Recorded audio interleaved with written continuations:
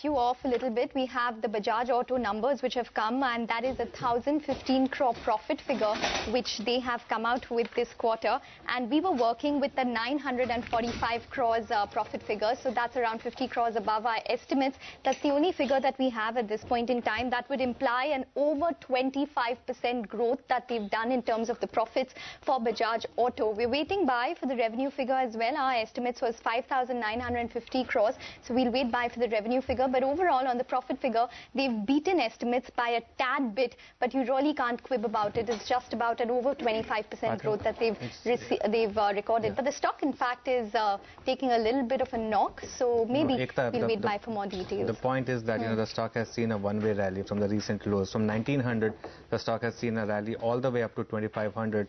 And in fact, if you see intraday chart, it was down quite a bit, and is now, it's recovered now. It had a vertical dip. We have the total income, which is actually where the knock is possibly come in. It's 300 crores lower than what we were estimating, 5,613 crores versus an estimate of 5,952 crores. In fact, that would imply an absolutely flat performance on the top line this time, because 5,613 crores compares to 5,252 crores. I would assume that's a sub 10%. Let's do one thing. I think Sonia is also with us, because this clearly looks like a bad set of top-line number, and that's why the market has reacted. So we'll also have to see if there's any kind of one-off item that would have reacted or would have resulted in this kind of bottom-line number. But Sonia is with us. So Sonia, this top-line number is looking like a bit of a miss, right? Oh yes, it is.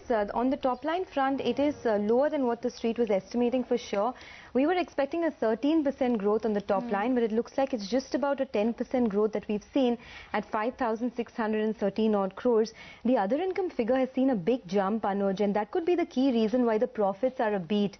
The other income has jumped to 436 crores this quarter versus 219 crores. So straight off the bat, there is a 200 crore other income figure, which is leading to higher profitability. And I think that's something that the street is taking into cognizance, because stripped off this other income figure, the profits could actually be lower than what the street was estimating. The total profits that have come in at 1,014 crores has been boosted. It is higher than estimated, but it's been boosted by the other income figure.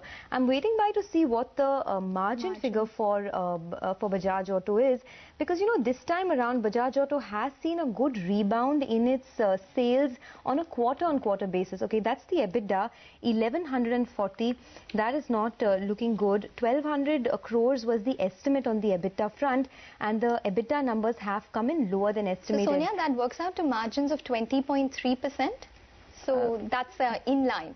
Well, yes, 20.3% is something that the market was expecting. But I'll tell you why this EBITDA is a bit of a disappointment. It's because this time around, the company has sold higher number of low-margin products, which is the entry-level segment CT100 and Platina. So on that account, their blended margins have actually, the blended EBITDA number has actually been lower than estimated. Also, let's keep it in mind, Ekta, the percentage EBITDA margin does not matter in a case when the sales have fallen. It's the absolute EBITDA. It's the absolute EBITDA that matters, and that's what the street would be reacting to, not the 20% in absolute number.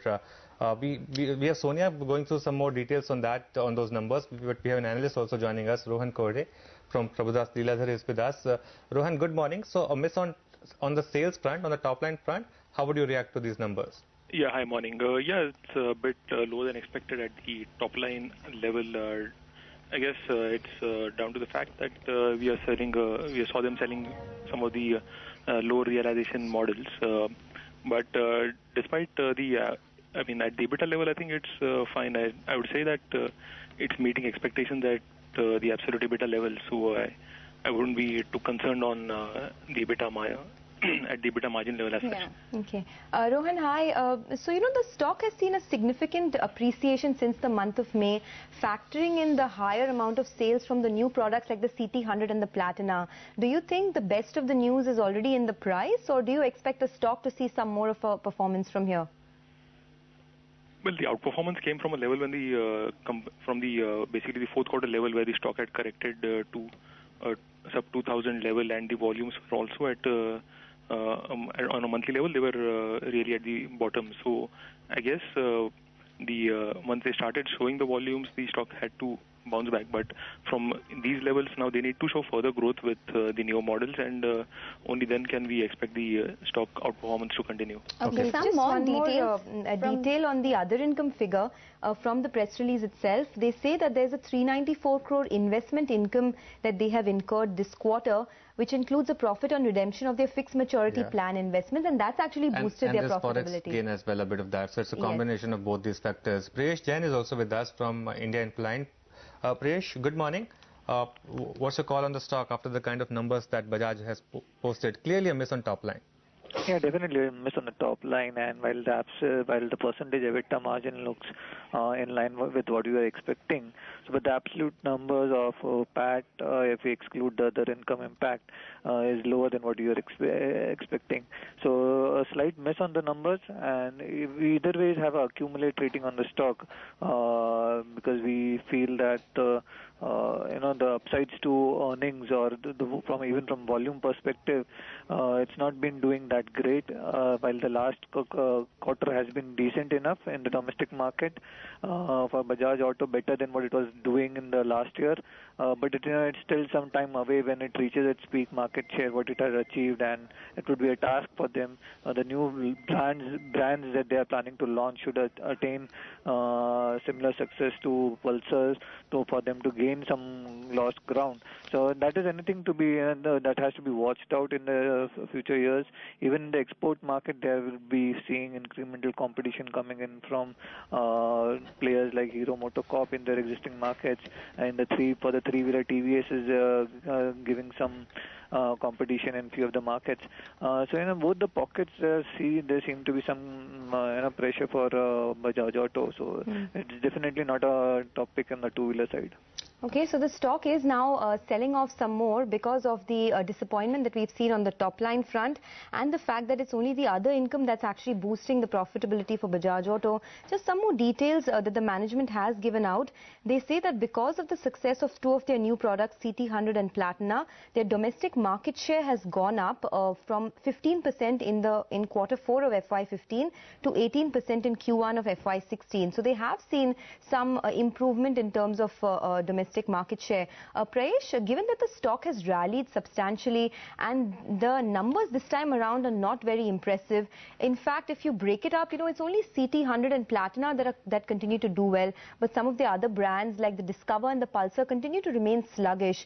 Do you think the upside for the stock could be capped at these levels, and what's your own target price?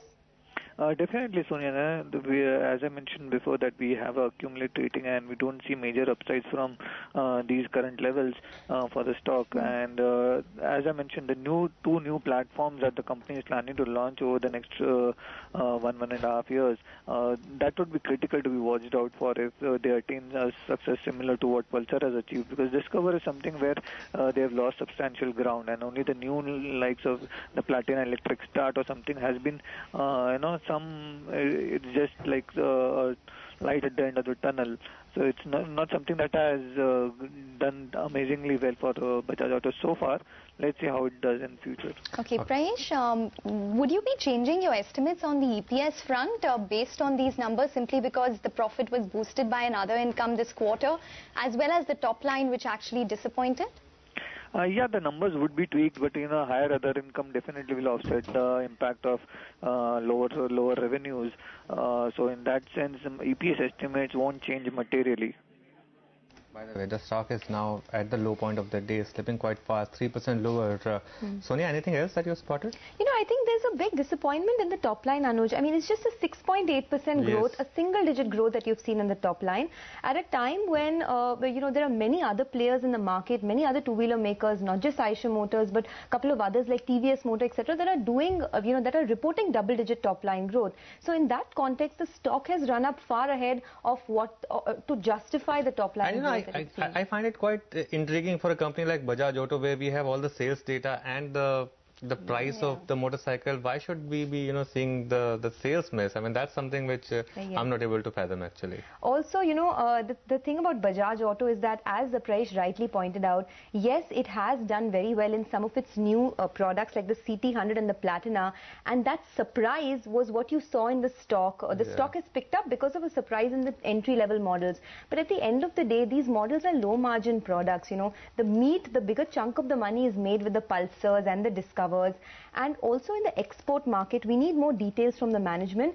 But we are not seeing that much of a pickup in certain markets like Sri Lanka and Nigeria. Over there, the currency issues still continue to plague the demand there. So that's something that will still be an aspect of caution. But Rohan, I want to come to you on that. On the export front, what is your own expectation, both in terms of volumes as well as whether you've seen any concrete signs of a recovery in markets like Sri Lanka and Nigeria? My expectation on export volume is 8% growth for the full year. Okay. So that's somewhat lower than the growth rate that we saw last year. But I guess Nigeria especially will be looking at the low base from the fourth quarter, where they can show growth in terms of exports to Nigeria. That quarter they had really dried up due to the elections in Nigeria. So I guess that is when we can see real growth coming in from the Nigerian market. Other markets, I guess, we're not looking at too high growth number for them. Maybe FY17 is a year when we can see some recovery in most other markets. Rohan, what would qualify as the biggest disappointment for you in terms of Bajaj Auto numbers this time? The fact that the profit was supported by a higher other income, or it was a sub 10% growth figure that came in on the top line? No, I think I wouldn't say it's a disappointment. I think it's more or less met expectations, barring the other income. Yeah, the realizations were a bit slightly lower than expected, I guess, but not too significantly to qualify as a disappointment. Do you think that this 20.3% or 20% margins could be sustainable, Rohan, going ahead? Because now we are seeing a bigger chunk of their volumes coming from the entry level, the low margin products like the CT100 and the Platina. So do you think blended margins could fall in the quarters to come? No, I don't see them really falling off sharply. While the entry level is contributing higher, it has, it's already part of the numbers in first quarter, so there's no reason for them to really come off significantly, and exports are also forming a higher share. So if I look at on a YY basis, then exports are higher by nearly 2% in terms of the total sales mix. How enthused would you be about the fact that their market share, domestic market share, has improved? It now stands at about 18% versus 15% earlier. Let's probably a bit misleading, because it's as has been discussed just now. It's the entry level models which are contributing more. So in terms of contribution to profits and all, I guess it's not going to be as significant, say if Pulsar had grown more strongly, or if Discover had seen a bounce back. I think I'd be more keen to see some action on those two platforms. While it's good to see the market share coming back for Bajaj, it's not. It's not something that will result in major upgrades for me. Okay. So finally then, Rohan, what is your view on the stock itself? Do you think this could be routine profit taking because the stock has rallied so much? Or do you think that now there's nothing much in the numbers to justify a higher stock movement? Well, I have an accumulated rating, and the stock is close to my target price. I do believe that for them to see the next leg of re-rating, we need volumes from the premium and the executive segment models. Okay. Prayesh, quickly, what's your target price, and do you think you'll need to tweak this after the earnings? Yeah, we have a target price around 2,650, so not major upside from the current levels. So in that sense, obviously we'll rework the numbers post the management interaction through the conference call. So we'll review our call on the stock, but I don't see any major upsides from the current levels. All right, Prayesh and Rohan, thanks a lot for your time today. That's Bajaj Auto. Sonia, I'll give you the final word. 10 seconds. More disappointment for the stock, you think? Yes, considering that the stock has priced in a lot, it's run up quite a bit. These numbers are nothing exceptional. The revenue growth, in fact, is very tepid at 6.8%. It is only a sharp spike in the other income that has boosted profitability, and the margins are in line with street expectations. All right, Sonia, thanks a lot for that. Yes, that's Bajaj Auto, now down a full 4%. And in fact, the market has also slipped quite a bit, now trading at low point of the day. The Sensex down about 80 points. We'll take a break on that note. We'll continue our discussion on Bangalore real estate market with the